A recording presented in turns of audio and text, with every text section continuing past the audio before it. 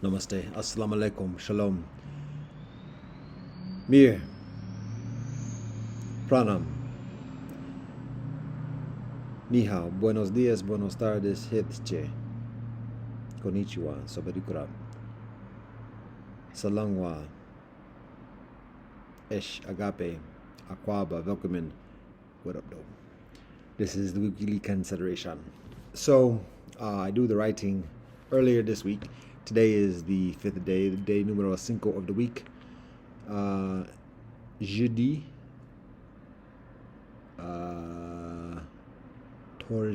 Thursday, other things like that. But anyways, fifth day of the week. I mentioned the intention of completing a recording. What that is? Completing a recording this week, an audio or a video recording, or both. How about that? On the weekly consideration, rather than trying to do the writing of it at the beginning of the week, because it can be excessive, exceeding, exhausting, all them things. So excellent too, and exaltational. So what the working scenario is at this point, and this is the first week of this adaptation. Been doing this joint for over half a decade at this point. Alhamdulillah, Baruch Hashem, Hallelujah, Jayom, Aho. So we're getting ready for another year, Inshallah, Bezat Hashem, God willing. So the preparation for the next year, I already mentioned, I guess, in the writing, the intention of the theme. Actually, there being those themes. One, I remember this joint. Akana. Wow, how about that? Well, one of them has to do with the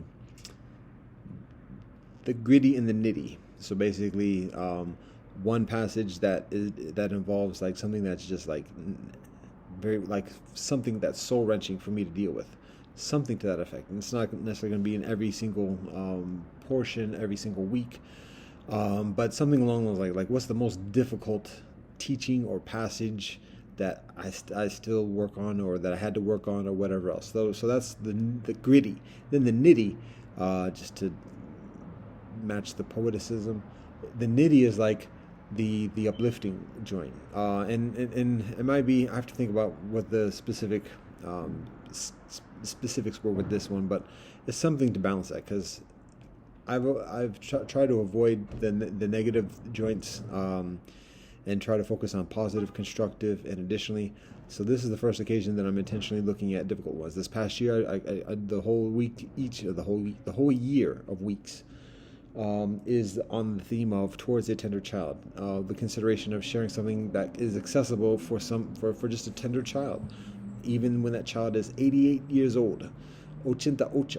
So that's been the theme. Now, some of it's been a little bit longer. Some of the passages have been a little bit longer, because that's what happens. And I find is that I try to convey the gist of it, and sometimes I can go a little bit long. So it's like, what tender child is reading this entire paragraph? But the basic is there. The basic methodology is there. So that's been the theme this past year.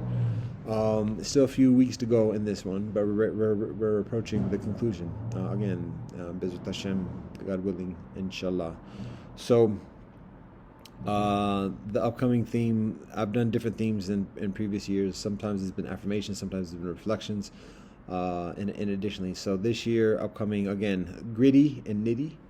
The nitty meaning like bringing it together. That's what it's intended as. So it's like the gritty, which is like the difficult joint, and then the nitty, like the uplifting thing. And so I have to think about, to be honest, how much of that's going to be differentiated from what I share towards a tender child.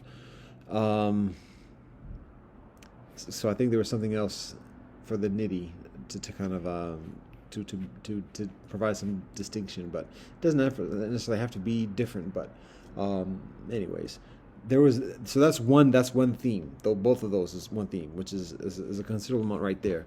But there's more. There's further. I might not be able to say it at the moment though, because preparation and all them things. But there was something specific. Oh, I know what it was. Man and woman. That's what it is. Man and woman. So that's the second theme. So there's a double theme for one, and then another theme, which is actually three themes. Oh yeah. So the second basic theme though is man and woman within the week's parsha. So rather than saying towards the tender child, this is man and woman, and the idea behind that is in each portion, each week, each Holy Scripture portion for that week, finding something that and sharing something that specifically guides, addresses the experience of the relationship between man and woman, husband and wife.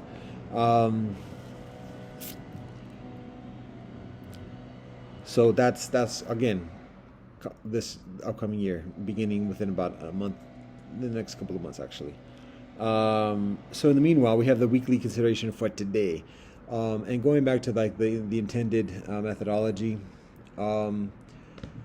Usually within recent years, I make an effort to complete at least the beginning, the notes for a weekly consideration on Sunday, the Soleil Day, the first day of the week, and then because it's a extended process, it takes me a few hours to do the entire thing. For the past few years, that's the experience. So first part of it on Sunday, and take a break, then come back to it maybe Monday or Tuesday, and try to get it done by the beginning of the week.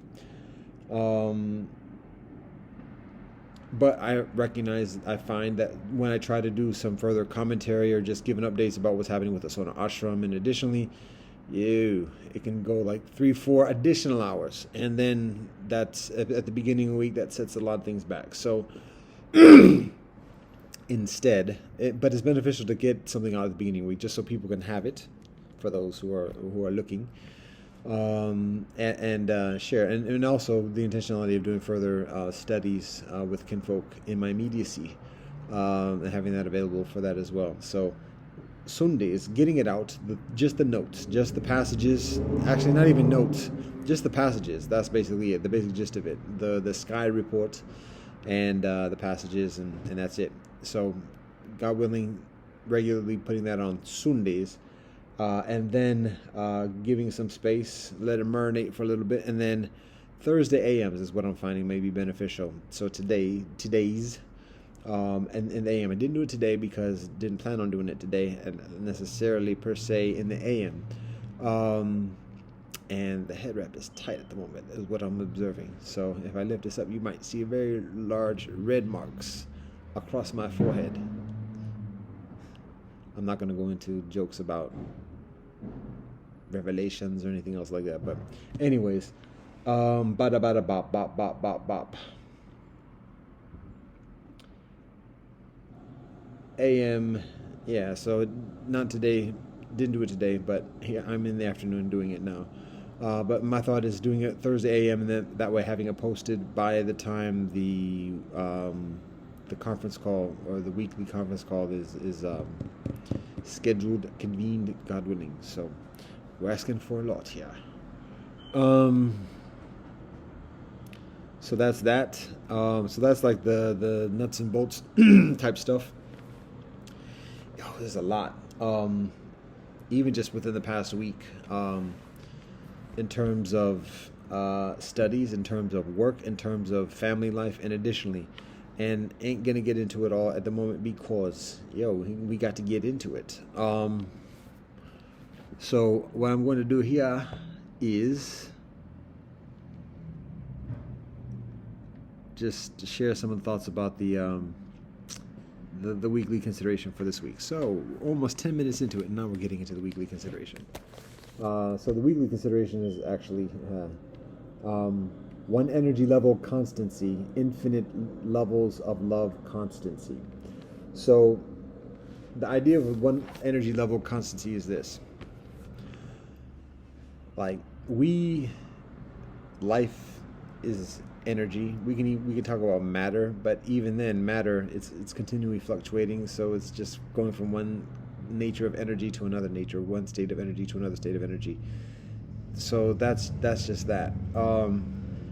We're consciousness infused with seemingly infused with the semblance of matter. And additionally, so um, we have our senses, and we have our navigation within life. We walk the path. Um,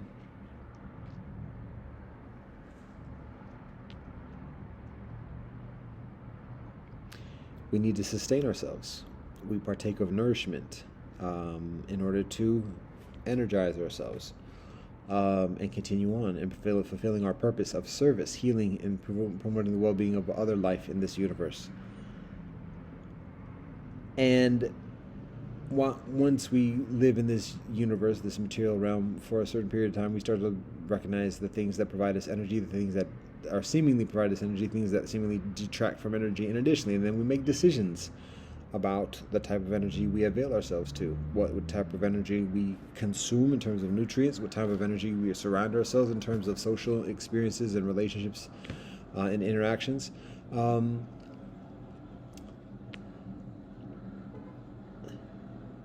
And some of us, many of us maybe, but maybe some of us, have the inclination of storing energy, stacking it up, saving it for a rainy day, a cold day, a hot day, whatever day.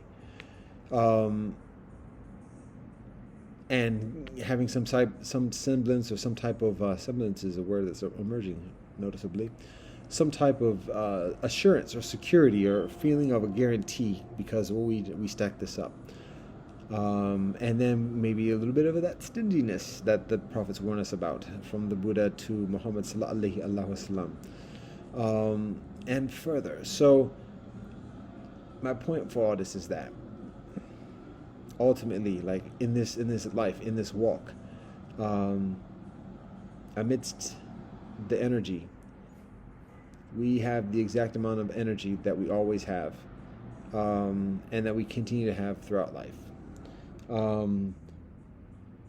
Regardless of however much we stack up, regardless of how much is we're deprived of, and additionally, it's the exact same amount of energy continually. The difference is the type of energy that we are connecting or holding on to, or attaching ourselves to. So an example is like if someone say, "Oh, it's a free dinner, a free lunch." It's not free. You're giving up something. You're giving up energy to receive that energy.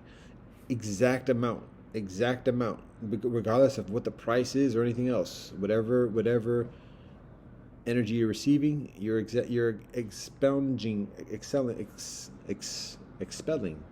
or just shifting the exact same amount of energy away, and that's it. It's exactly even. It's exactly balanced. Just like breathing in just as much as you breathe out, continually. It's the same thing.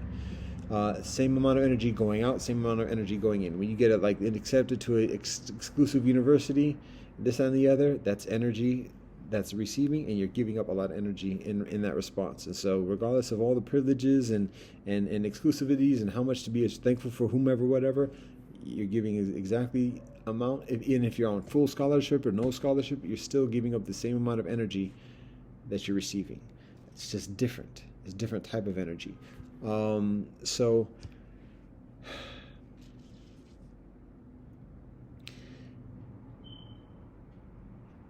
the basic point for that, and the guidance and the purpose for sharing that, is that to be mindful of the energy that we accept, and the energy that we're shedding, or that we're pushing away from ourselves.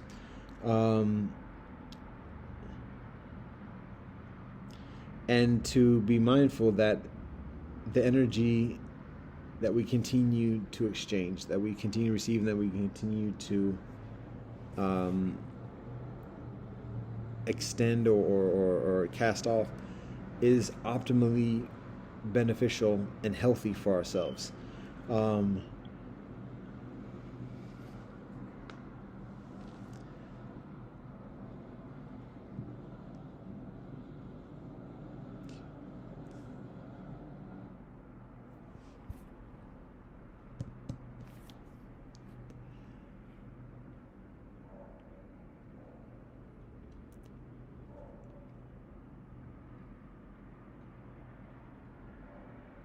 We can accept things.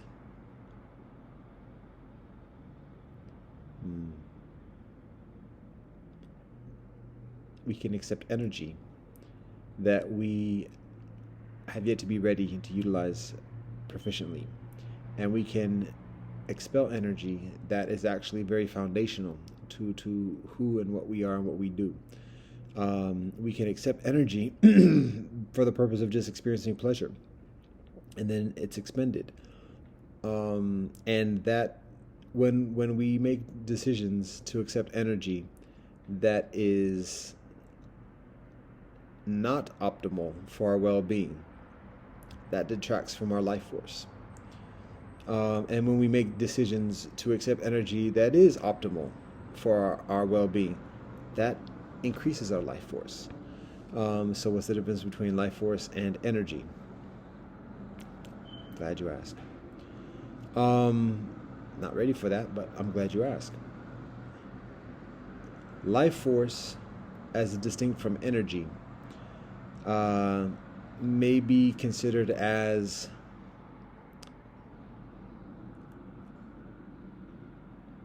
obviously it deals with life, but it may be considered as like a further transcendent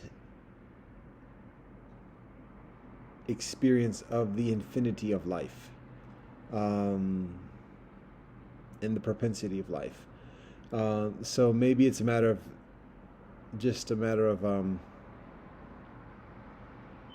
how much the consciousness continues with the life force, how much the consciousness continues with the materiality, the viability of that, and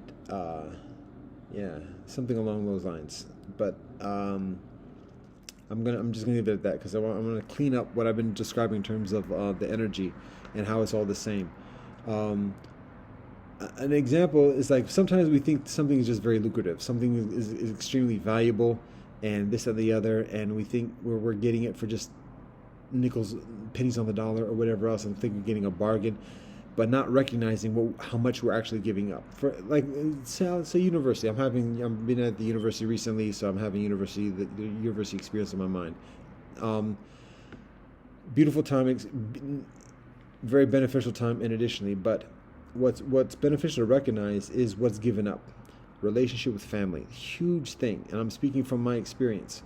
When one is receiving these benefits, to go to a very exclusive, elite, many opportunities university, that's a distance away, living away from family, living away from childhood friends, in addition, living away from childhood community, that's all energy, and one gives that up to a large extent, not categorically, absolutely, but a large part of that, in traveling elsewhere and living elsewhere, in order to get that benefit of the exclusivity and elitism, and additionally, and I'm not knocking that, I'm just saying being mindful of that, because a lot of people just think, oh, it's just a free thing and I'm not giving anything up. Oh yeah, it's always giving something up. There's always something that's being detracted. There's always something that's being subtracted when something is being added. It's always an equal balance, a balance sheet. It's always equal. So that's the point. Not to be very mindful of accepting things with the smiley faces, people coming in, don't. No, it's not free. It's not free. My daddy used to say that growing up. There's no such thing as a free lunch. It's not even a matter of strings attached, because it's not. It's an equation. It's a mathematics beyond anybody's specific intentionalities or any group's intentionalities, or whatever. But it's a matter of being mindful of it, because it exists. And speaking a lot in abstraction, maybe it's interesting, because maybe it's a matter of me not committing at the moment to just being settled and like just unload what I'm trying to say, and instead trying to do it expediently, and then trying to do it expediently, not saying specifically what I'm trying to say. And I'm not sure what else I'm doing, because I'm on a time crunch now. So I'm gonna talk about slowing up. I'm gonna try to manifest that as I talk about it, and try to focus further. But I basically said the gist of it. Maybe not the most clear or concise way of doing it, but I basically said the gist of it. Everything is energy. The exact amount we receive is the exact amount we send. There's no such thing as a free lunch. All the glittering opportunities and deals and bargains and this and the other, we are giving something up of equal value when we do that. And so it's beneficial to be mindful of that, what we're actually giving up, and are those opportunities actually worth it? It quells our ambitions, and it helps us to focus on purpose. How do we use this? If somebody's coming up with a $1 billion, I don't know how to use that, so I'm not going to carry the weight. Because what happens in that scenario is in receiving that, all the relationships, all the friendships, all the family relationships, the trust, the love, and everything, bye.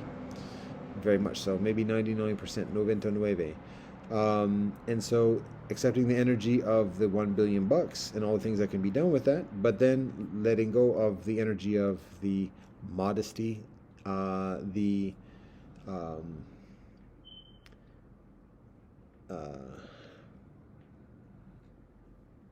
anonymity, privacy, trust, and additionally, and so those might be considered like just principles or this and the other. It's energy.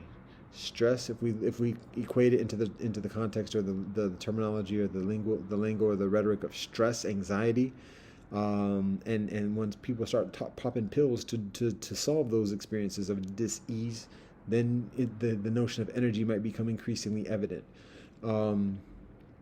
So when people talk about being depressed, and additionally energy. So again, no such thing as a free lunch. Being mindful of the exchange, and again, purpose. Recognizing what's the purpose of this. How can I use this? Like seriously, what is my purpose? First of all, who am I? What am I doing on this joint? We're all spiritual beings. We all are instilled with the divine spirit of God. Everyone is a child of God. I share the humble belief.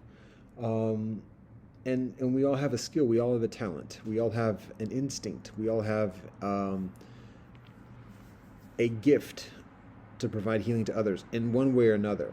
And that's our purpose, is to provide that healing, to cultivate our skills, to cultivate our talents and our gifts, to study, to practice, to live a disciplined life where we can optimally share and live in harmony with the people in the life around us, and to promote the well-being. That's our purpose. And so if we're offered something, how is this contributing to the purpose I'm fulfilling? And if it's excessive, and additionally, what are we actually giving up to accept that? And then we see how much it actually is conducive towards our well-being, and our viability, life force. So that's kind of like the gist about one energy level constantly. So the energy level is constant. It's always the same. It's just a matter of changing. For example, like when we're younger, we eat foods, we sleep, we study, we go to school, and we make decisions, and decisions are made for us because we need certain types of energy. We need nurturing energy. We need teaching energy, guidance, and additionally, when we get further mature, we've learned some things, and so we might not need the training wheels and the same types of energy that we need as a child, as children, but we may need like relationship energy, how to reconcile with people, how to get along with people that we don't necessarily like, and additionally, and so social energy, and discipline energy. We have all these capabilities now. Our bodies are growing and maturing and do all these different things that make us go, what? So we need discipline energy, and additionally, and so I'm somewhat dissatisfactory, but my point is that the decisions that we make in life mature and progress, and so the types of energy that we need also mature and progress, and we continually have to make decisions about what type of energies we are accepting and what type of energies we are distributing. putting out. I'm trying to think of another word for that. That's as nice as receiving. Providing maybe is one way of describing that. But throughout the whole thing, like, we have the same amount of energy, and this is somewhat of a stretch conceptually, but we have the same amount of energy that, at whatever age, even 90, 100, 120 years old, and very, very, our bodies may be somewhat frail and vulnerable, but we have the exact same amount of energy as we do when we are 20 something and fit and running and muscular and everything else like that. It's just the nature of the energy. When we become older, the nature of the energy becomes increasingly mindful, conceptual, and also relational. So it's other than just finite within our own bodies. That's the energy is beyond that. You could tell that when you meet somebody, and additionally, you feel the energy that is beyond our bodies. So it's much of a cohesive, collective type of experience. And so as we elderlize, as we get older, the nature of our energy is the same amount of energy. It's just the energy is different. When people say, "Oh, tired," "Oh, I ain't got no energy," it's just different energy. But that's going to take a little bit further to kind of explain that distinction. And it's a relevant thing to, like, what is it talking about? But anyway, I've shared the gist of it. We've been at this half an hour nearly. Infinite levels of love constancy. So what is that second part? Actually, the joint was actually further. The intended way of describing this is initially further solid for the first part than for the second part. So if this is what I did for the first part, what's going to happen with the second part? So I'm just going to venture to do it briefly because that's what we got. Hiba.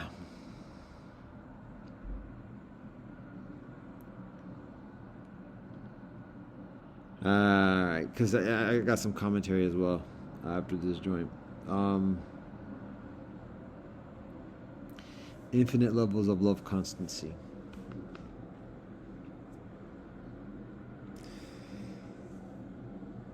The basic joint about this, if we look at Wulun, the different types of foundational or fundamental relationships that exist within life, the different type of responsibilities and natures of interaction. I'm saying natures a lot.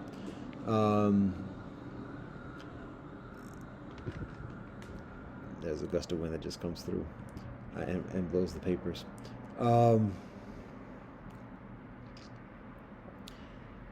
We have different relationships in life. Again, Wulun, parent and child, elder sibling, younger sibling, teacher and student, friend and friend, husband and wife. Those are the foundational elements that Kung Fu Zi teaches us, and part of ancient Chinese tradition, but applicable obviously around the earth.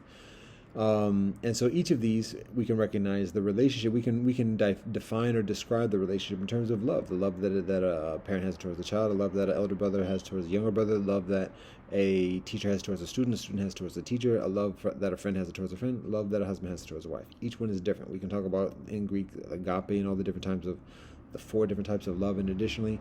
But the consideration is that we have that. And these are different levels of love.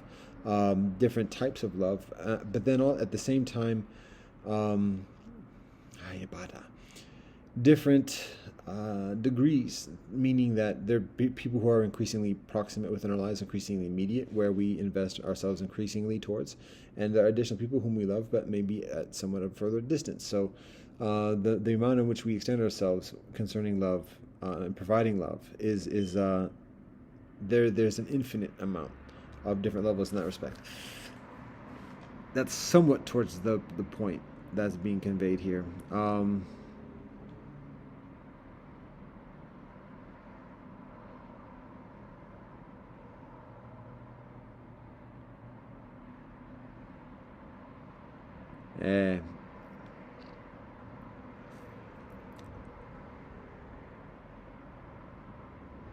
I'm going to leave it at that. I'm going to leave it at that because I can venture to try to further explain what I'm sharing there, but like I said, I'm doing my best for the moment. So this is the first occasion of me doing it this way. I've shared weekly considerations. Even when I was in the refugee camp earlier this past year, I shared weekly considerations, video recordings additionally, if I recall correctly. So ain't a stranger to this, but for some reason this one's a little bit different. Particularly, I guess maybe the intentionality, and additionally, and also, I won't say constraints, but I have a number of things also that I'm balancing. So ain't no excuses. I'm trying to understand the purpose and what can be done accordingly, particularly for future iterations, God willing. Elohim willing. But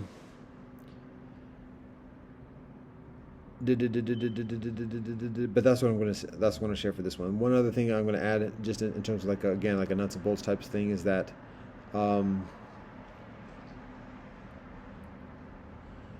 one of the considerations, or one of the intentionalities with these considerations, is to provide some type of address or some type of like synopsis of what the different passages from Torah, Bhagavad Gita, Digna Nikaya, Dhammapada, Gospels, Quran, Tao Te Ching, as well as the Upanishads and either Menka or Confuzi or another similar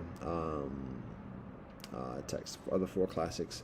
But anyways, just the Dhammapada. All right, so to give a synopsis, just to cover it, just to say what's being covered in this one. If I do that, again, that takes further preparation, even just to like remember it, because I've studied most of these for going on a long time at this point. But still, after preparing, reviewing that, and then even just to say it, it's going to take at least maybe probably 50 minutes, even just to say a few, because it's 10 holy scriptures. So, and everything is dense. Thousands of hours can be spent on just one of those passages, on one of those scriptures. So 15 minutes, and already this joint's been half an hour, so I have to look at those logistics and how feasible it may be. So I can't make that promise at the moment, but there is a consideration, there is an interest in providing, because it's beneficial even just for me in my own studies and purposes, to kind of review that intentionally and process it. Because to be honest, like it's to the continuity, like to just pick one theme. It might be like forgiveness, or it might be like fair trading, or fair dealings, and just to like see like a line through all the different teachings from around the earth, from different thousands of years apart, and just for that 1 week, each one having some very profound thing that says it, and often not even just that, like building off what the one just before it says. It gets scary. I've been doing this for a number of years, and it's scary how like nicey it gets, so that. But anyways, so there's value in doing the review. But like I said, when doing that, the verbosity has the tendency of becoming increasingly voluminous. So I'm mindful of that, particularly amidst additional responsibilities. That being said, I had notes about sharing something to that effect this week, but I will say I'll just read what I wrote. I did notice as I was doing the studies and preparing it, there was a full circle that I noticed at the beginning. The notion of the senses, talking about the senses, particularly in the Upanishads, and the connection between the senses and rightful deeds. Now, righteous deeds, that's every scripture, and additionally, but particularly that notion of the relationship between the senses and right deeds. We see that through the different teachings from most likely, I have to think about specifically the excerpt or the passage from the Torah this week in Tavo, but I know specifically, I remember from the Upanishads all the way through the Quran, there is a specific reference to something to the same effect. So again, it's actually fascinating, and waiting on cats to talk with about this, because ain't too many on this earth at the moment. So anyways, it's a lot to chop up, but it does take a certain amount of discipline, to be honest. I do recognize that, because it's not just something matter of reading and there it is. It's a matter of like living a lifestyle that is supportive, because it's weighty. Anyways, all right. So that's the joint.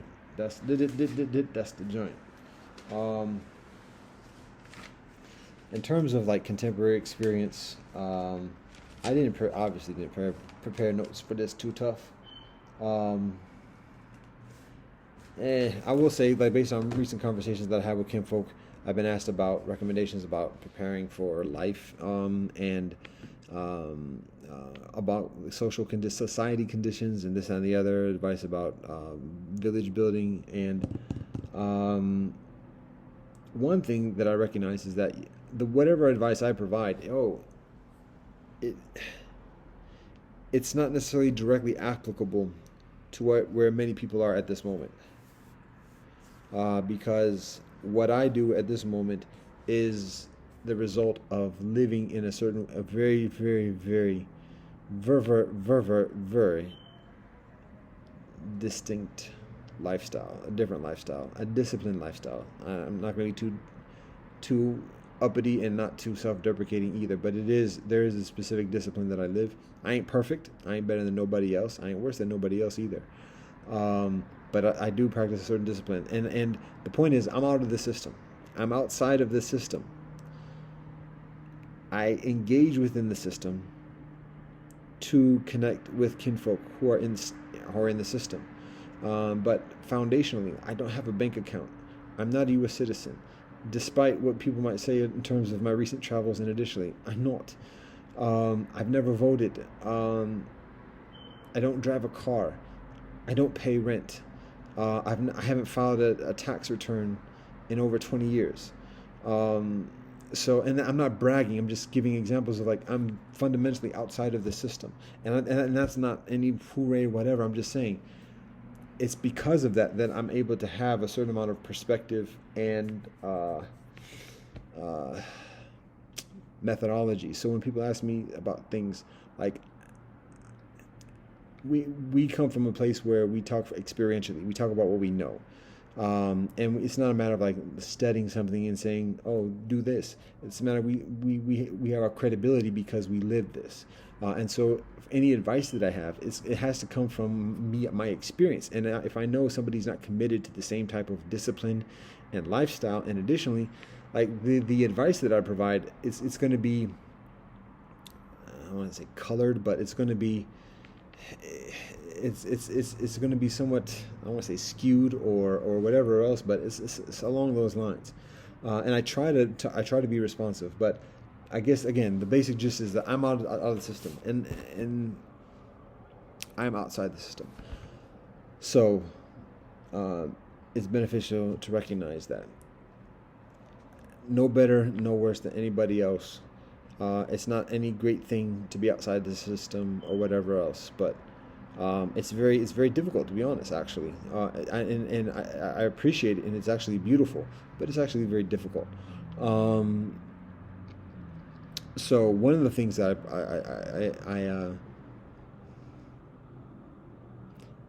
I share as a recommendation is basically to liquidate and consolidate.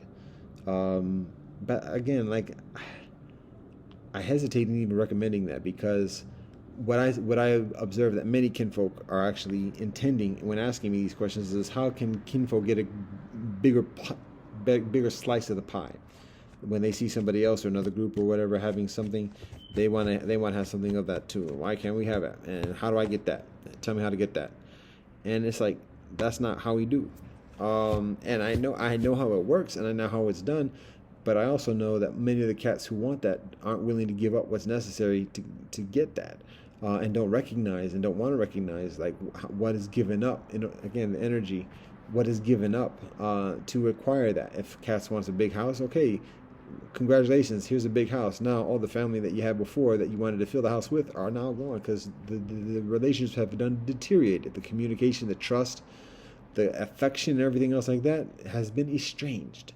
And now, congratulations, big house. Cats was ready to flow through, party it up, and everything else like that. But yeah, they don't like you too much. I have to be careful of the second person. So that's basically what I'm talking about. So I'm trained in those ways, and even though it's been a while, it's years since that training. And I've intentionally distanced from that training. Again, it's life in the big ship. It's life in the big battle cruiser, destroyer ship, whatever, pirate, whatever. I am in an organic sailboat. We can call it. It's not a yacht, but it's a schooner, something like that. I don't know boat metaphors that too much. That not too much. But my point is it's a different boat, and cats want advice about how to like rise through the cabins on the big battleship. And yes, I've been trained in that respect 20 years ago, and so that. But my professional experience, my life experience, my spiritual path is on this modest-sized boat, and it's a different nature of living. So. And again, it's discipline. That's what it comes down to. Got to put in work, and that's for any whatever cats want. All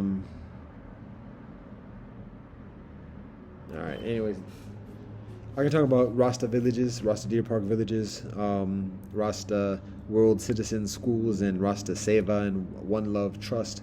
There are advancements in these respects. I have travel plans to go to the Potomac area in the next couple of months, as well as to Jamaica in the next few months, by 4 months from this point, God willing. But there's a lot to arrange in that process. So that's what we're doing. We've gotten some favorable responses from Rasta kinfolk, as well as from additional kinfolk concerning Rasta Liberty Foundation, as well as Sangha Yosef. I'm furthering my studies in Rasta Liberty.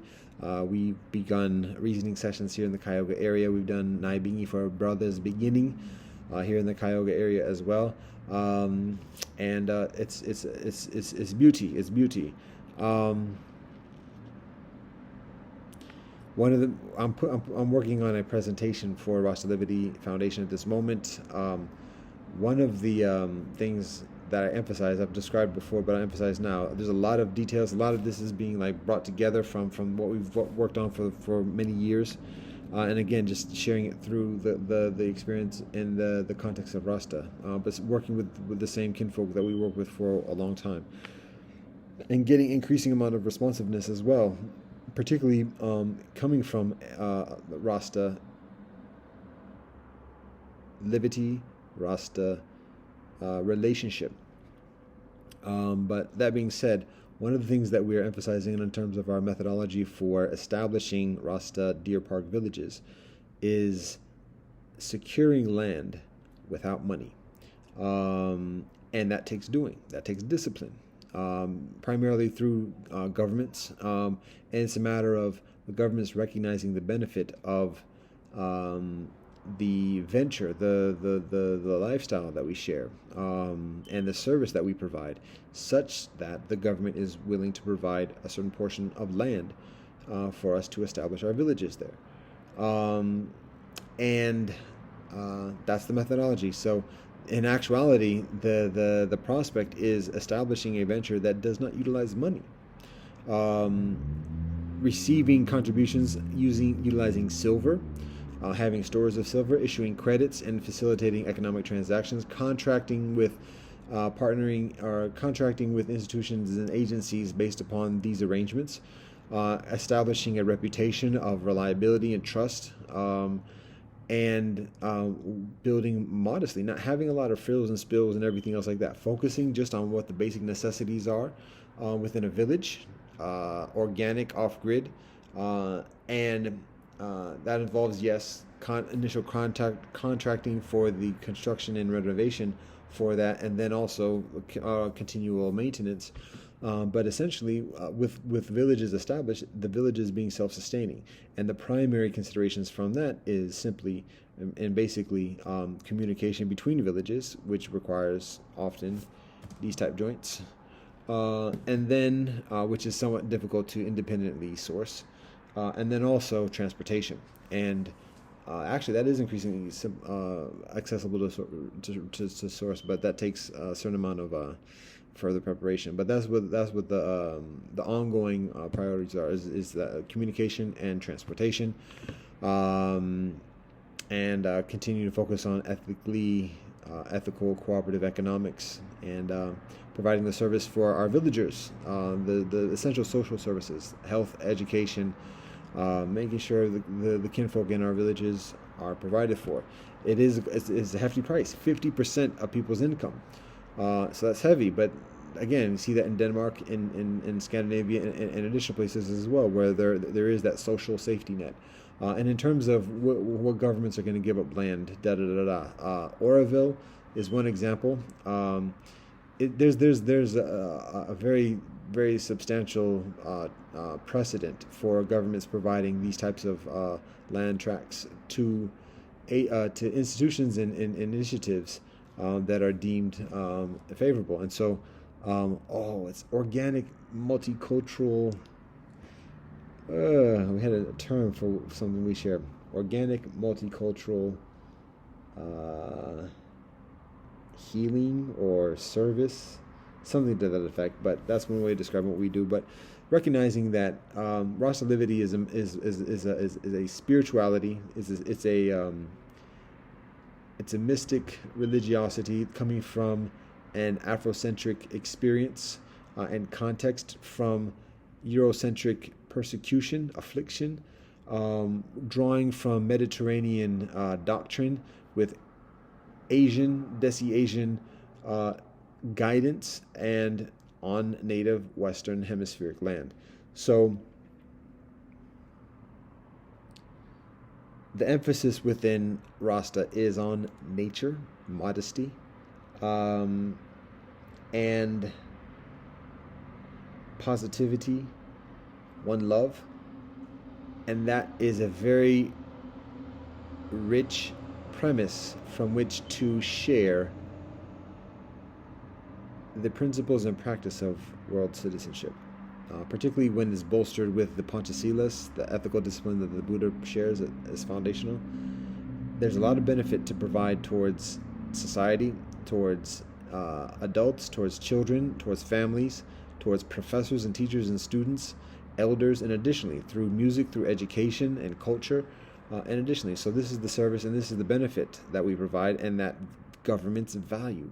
Already, Rasta has that influence and experience, or that influence and resonance around the earth, and this is building within Rasta. And so, for those who want to accuse me personally of appropriating Rasta, and appropriating or misrepresenting and utilizing the Rasta culture as in a selfish, self-serving, opportunistic type of way, have at it. Go for that criticism. But the actuality is, I live Rastalivity for over 20 years, even over 30 years. We can go even further. When we study Rasta history, and yes, my knowledge about the history of the names is comparatively modest, but I do know some things, and I know enough to know that what I am. As I'm what I claim to be and what I practice for many years: Jewish, Muslim, Christian, Hindu, Buddhist, and further Taoist, and additionally, I'm legit each of these. I practice each of these, and the core of each of these is actually very much congruent with each other. When it comes to Rastalivity, we can talk about the Afrocentric experience, and people might say, "Oh, wait a minute." Some people say, don't even question about my quote unquote blackness or my African heritage, but then other kinfolk, as we well know, say, "Wait a minute. Oh, red skin, light bone, red skin, huh? Light skin, red bone, yellow one, and all these other things." Fair enough. Indeed, yes, indeed. But that doesn't change the fact that my ancestors are also African. So that doesn't change the fact, well, we want to put, if any cat wants to challenge me on my credentials, we can do that. And we don't want to do that, because in the Hall of Fame ain't no competition.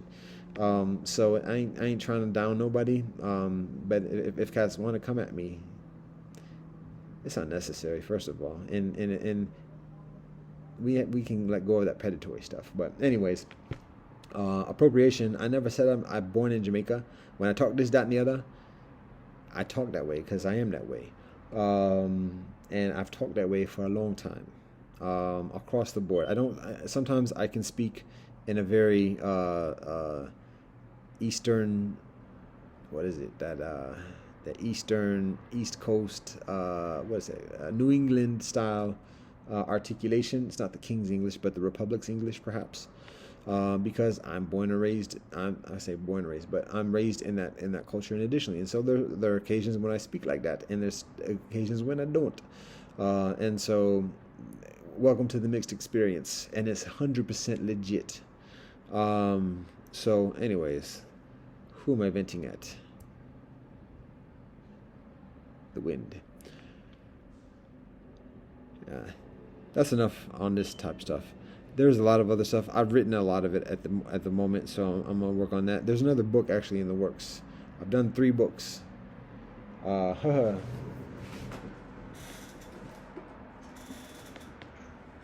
not plugging this. I'm just showing. Da da da. Da da da. This is called Refugee Champion, and this one is called Prison House Blues. So these are original writings, and I've put some other stuff together as well. And now there's another book since I've gone back to Ohio after being forcibly deported from Denmark, my ancestral homeland. And the working title for this next book in the works is Jews, Janes, and Jah. So basically chronicles my experience from returning to Ohio and on this path into formerly, properly Rasta. So, and continuing to be who I am, which is Earth. I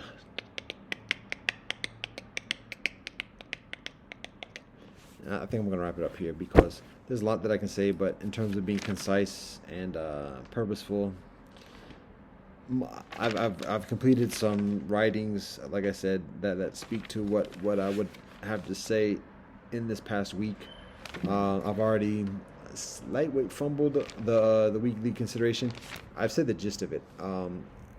Some people might be able to like pick up on that. Some people might be like, I don't even know what that was about, but I can venture to be further prepared and concise and succinct. And additionally, to be honest, ironically, the motivation at the moment for me to put forth that effort is modest because there's even less certainty about who's actually looking at this moment, given everything that's happening at the moment. And communication is a little bit different since I've returned back, and I have to be mindful of that. So,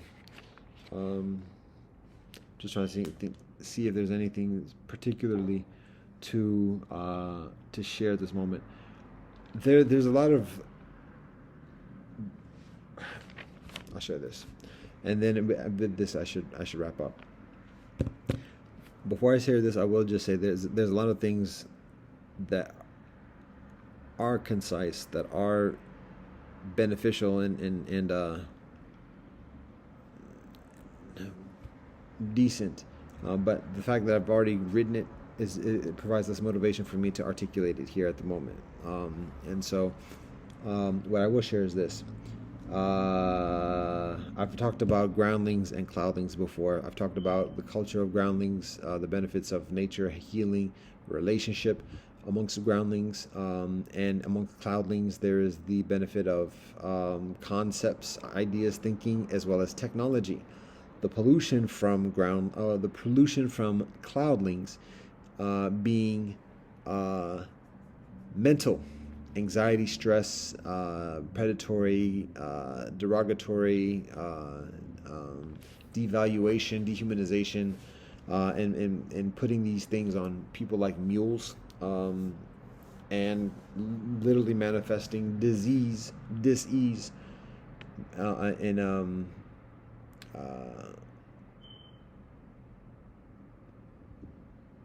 poor health.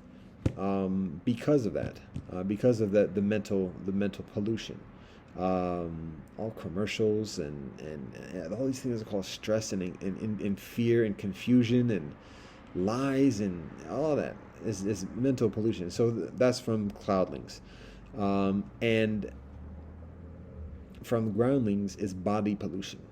Again, blood, sweat, tears, semen, all that type of stuff. And semen is not pollution, but the way it's utilized very often. So,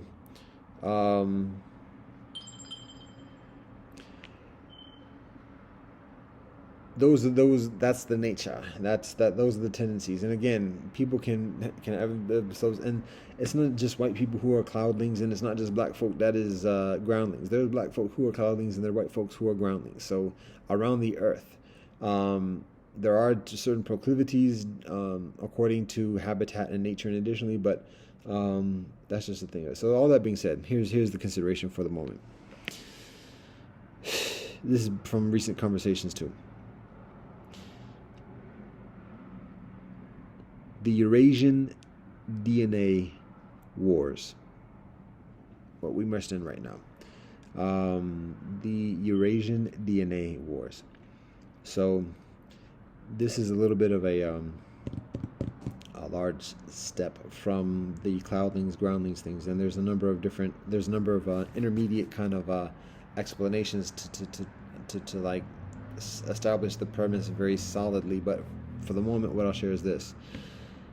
Science is the ascendant superpower, as I've described before. Science is actually waning at the moment. There's something emerging. I should say modern science is waning. We've talked about, I've shared recently the notion of new science emerging as an evolved paradigm of science that's predicated upon an increasing emphasis of relationship with nature and ethics rather than just opportunism and individualism.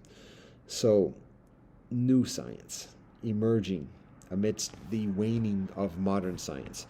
But at the moment, so much of conventional Earth, militaries, governments, corporations, and additionally, are significantly attached to the methodologies of modern science, that the prospect, the eventuality of the erosion of modern science requires a considerable amount of adjustment from the conventional constructs, the infrastructure of world system. It's happening. It is going to happen, and it is happening. And I'm not trying to forebode or anything else. It's just the nature of things. Ask science. Did you hear that? That was a corroboration from the very opportunistic fire bell. Anyways, if you've heard that chirping for the past hour, indeed, and it's not by accident. So that's another story, though. It's part of the story. Eurasian DNA wars. So, as science, modern science is the ascendant superpower beyond governments. Governments are a shell, a skeleton, not even a skeleton, a shell. It's a facade. It's been a facade for a long time, but now it's like I'm trying to say it's constructive. All right, instead of venting.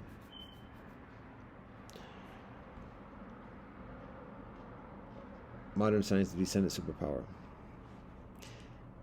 But people, human beings, are still competing with each other. And there is one world system. There's significant collusion within the world system. The whole notion of the haves and have-nots, I've mentioned before, there's no have-nots. It's the overclass and the underworld, because the underworld got weight. But there is a hierarchy, and there's an intentionality in maintaining that hierarchy, and that the same hierarchy within China and Chinese civilization is very much connected with the same hierarchy in Europe, where we're talking about families or whatever else. But a lot of the conditions that are conducive towards the maintenance of the hierarchy within China are also conducive to the maintenance of the hierarchy within Europe. So there's collusion. But at the same time, still, they want to be number one. Each one does. And so there's that necessity of continuing to compete with each other. And so DNA wars is a description of that competition. And so the basic gist of this is that in that competition, because we can recognize Eurasia being the predominance of where science is based, science and technology, and so the sections, sectarianism, or the factions within Eurasia, particularly East and West, vying for leverage over the other, just as in wars. And it's different from a Cold War, but it's kind of evolved from the Cold War paradigm. But again, this is so that's the basic gist. I mean, that's like the foundation of it. So, and I don't want to talk about something destructive or whatever is having foundation, but that's like the premise of it. I'll say. Is this?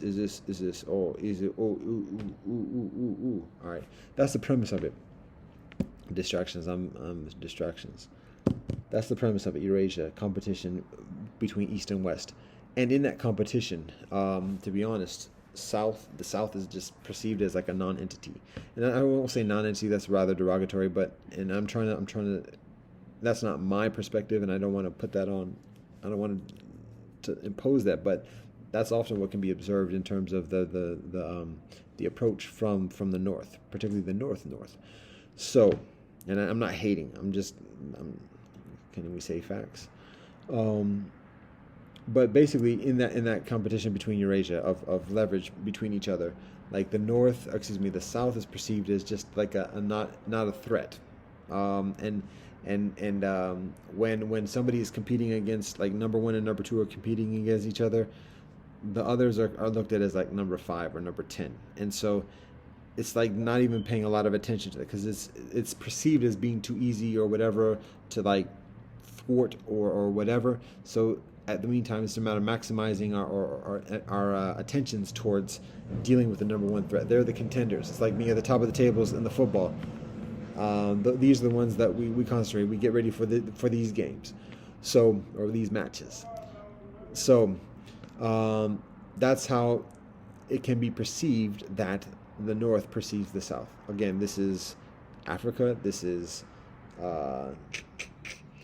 much of the Middle East. We can talk about South Asia as well, and even Southeast Asia to a certain extent, as well as the Iberian colony to a certain extent.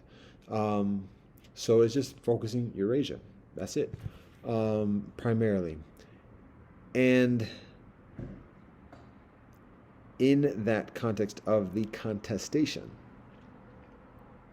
how does it manifest? How is it imposed? Well, DNA.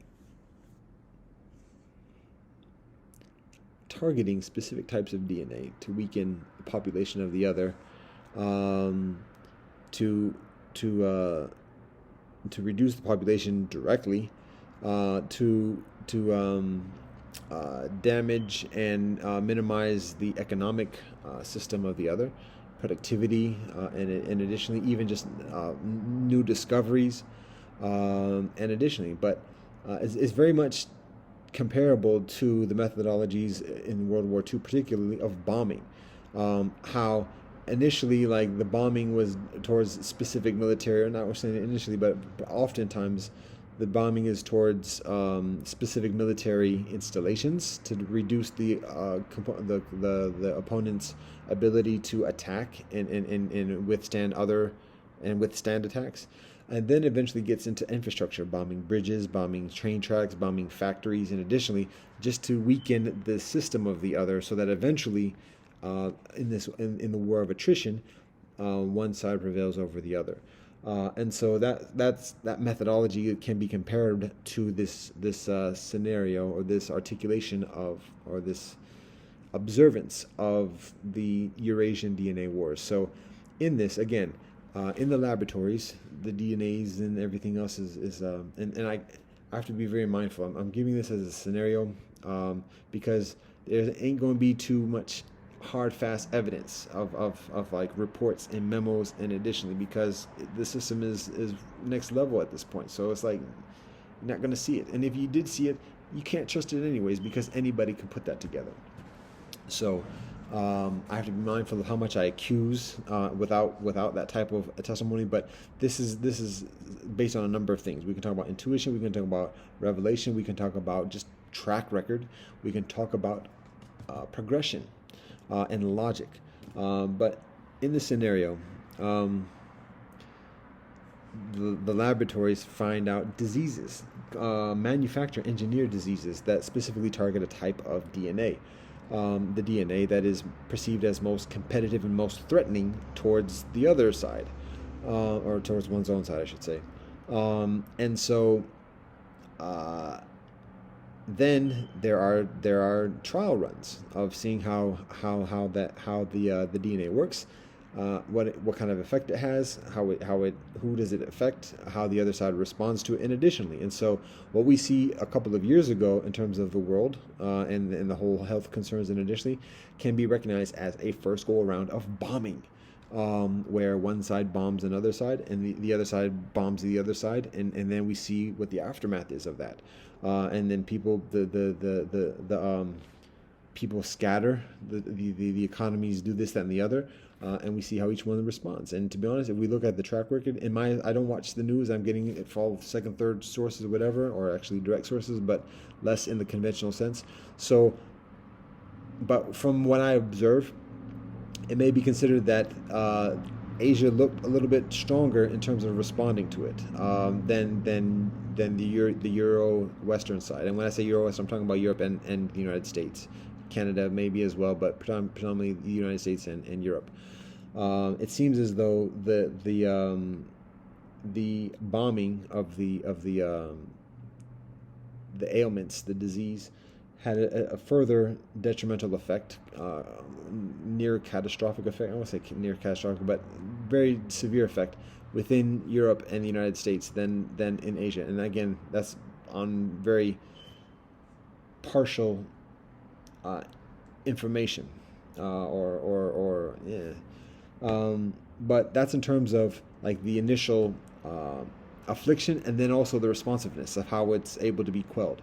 So, from the information I'm provided within the past couple of years, the current concerns begin. It's first reported in Asia, in East Asia, China, and additionally, and their immediate concerns. But after that, a lot of the attention, at least that's communicated in the circle around myself, is how it takes hold in Italia and within the United States, and the numbers start to increase in terms of the casualties. And it seems as though by that point, after a few amount of months or whatever, that there wasn't a lot of description about escalation within Asia as it was within Europe, such that when Asia was kind of seemed to be like calming itself and regularizing protocols in terms of leaving domiciles, and additionally, Europe and United States was still dealing with wave after wave, which again shows again, that's the first round of bombing from one side to the next, and we can see how it happens, and we can recognize that according to this paradigm of what I described in terms of World War II, and additionally the bombing of cities and infrastructure, that is just the first wave, and that there's regrouping, assessments, and adjustments, and then preparation for another wave. And I'm not trying to prophesize anything. I'm not trying to call it out. I'm just observing patterns, and applying common sense and utilizing logic. So that's just the actuality. So, and that's the track record of conventional leadership for centuries, of just the war of attrition, and okay, regroup and do it again. And see what happens. And again, other places towards the south are less targeted, because the other places of the south are perceived as less of a threat. It's not immutable. It's not a immunity. It's not invincibility. But it's just recognizing that the competitors are looking at each other. Now, one might say, well, why would the governments do that? That just what we're talking about, human casualties. We're talking about civilian casualties and the intentionality of killing civilians. What do you think the bombings of Deutschland was, or the bombings of England are during World War II? Again, certain times it's military installments. A lot of times it's civilian. The shock and awe, is it called? When the United States bombs Baghdad multiple times, in multiple decades, how many civilians are killed. Hiroshima, again, conventional leaders have a very, very long, nasty track record of killing civilians intentionally, strategically. So the notion of employing a disease with that intentionality, it's not beyond the, it's not it's very much plausible, put it that way. And then we can also look at the track record, just within the past century or thereabouts. Nerve gas, over a century ago, World War One. Nerve gas wasn't something that just naturally found. It's cultivated, it's studied, and then it's employed to kill people. And so there we see it. We're seeing chemical warfare over a century ago, and when we look at the technology that emerges in communication and transportation, additionally over the past century, is it not just logical and common sense to perceive and recognize that in the same way, just as the weapons and additionally advanced in the past century, that the methodologies of chemical warfare, biological warfare, also significantly advanced, even though it's not necessarily advertised and propagandized in a very openly and honest way. It's common sense and logical, and we see the advancements of that 50 years after the First World War, with Agent Orange, and additionally, that's dropped on Vietnam, even over the United States' own soldiers. We see it in the different testings. People were talking about it 30, 40 years ago with AIDS, and people didn't want to think, oh, AIDS in general, no way that could ever be. Look at the experimentations and atrocities that are committed by, is it the Johnson & Johnson company, the family company, in, was it Congo, and additionally during the nasty, horrendous, terrorizing acts of colonialists in Central Africa.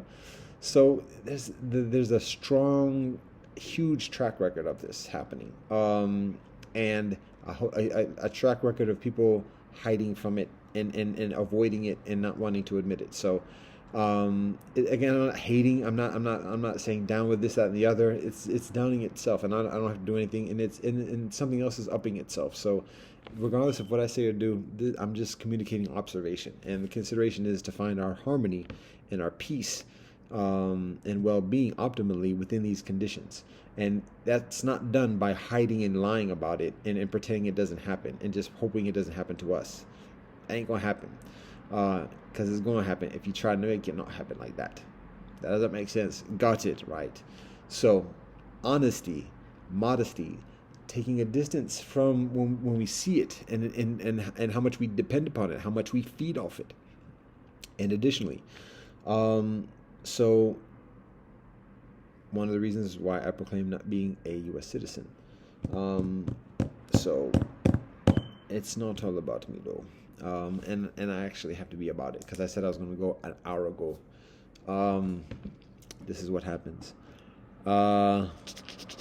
So anyways, all right. So we talked about the progression from nerve gas to Agent Orange, and that's just some of it. I mean, it goes further, and people talk about Iraq having chemical weapons in the 80s and this and the other, and putting it on people, as I say Cornel Perez, aka Tech, describes, where do you think Iraq gets it from? And gets it because it's obsolete technology at that point, and so it's not threatening to those who provide it to them. The trades dealers, the weapons dealers, the weapons traders. So, anyways, recognizing that, just is plain common sense and logic to observe and recognize what's happening now in that context and that progression of how conventional leadership competes against itself, and how it utilizes civilians as collateral damage in that experience, in that process, in that strategy. So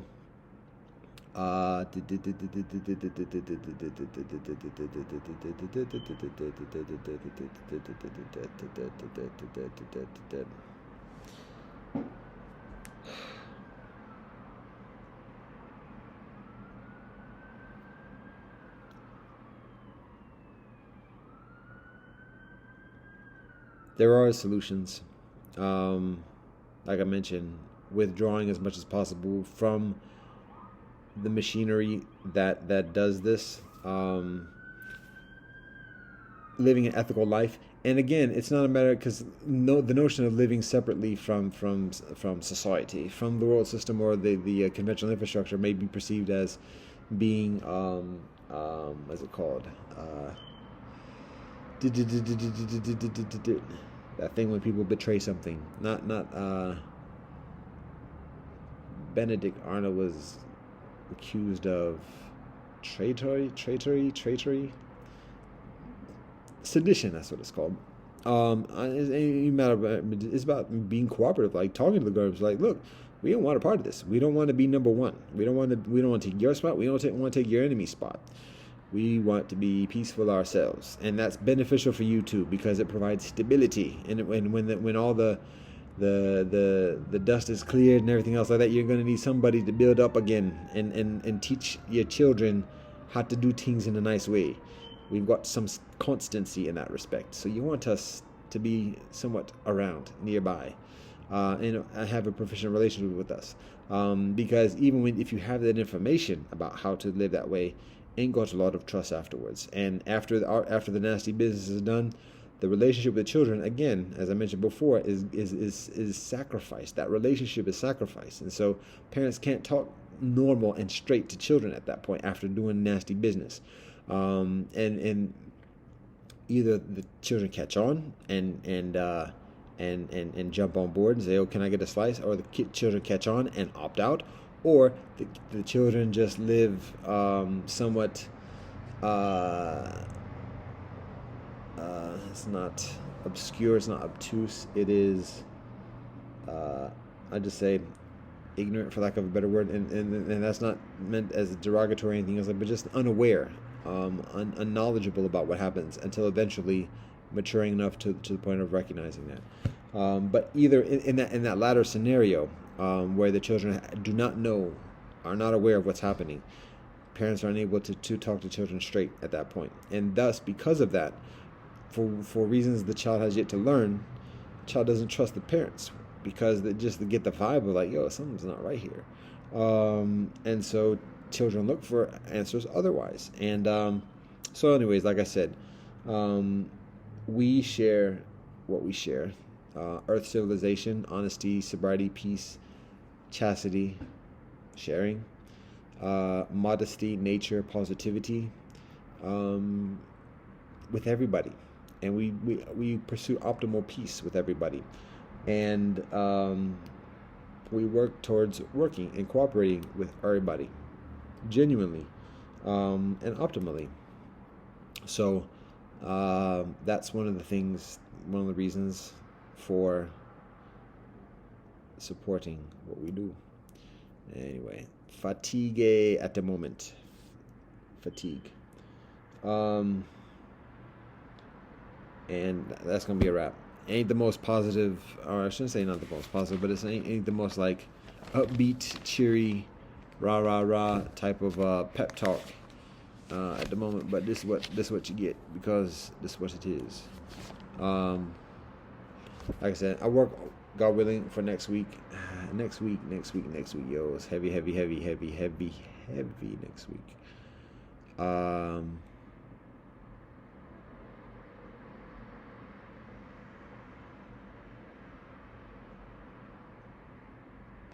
We'll see what happens.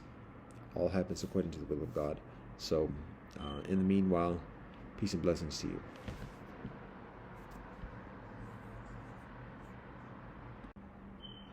This is a PS address, and I say peace and blessings to my wife, Maria Sisse, and to all our family and loved ones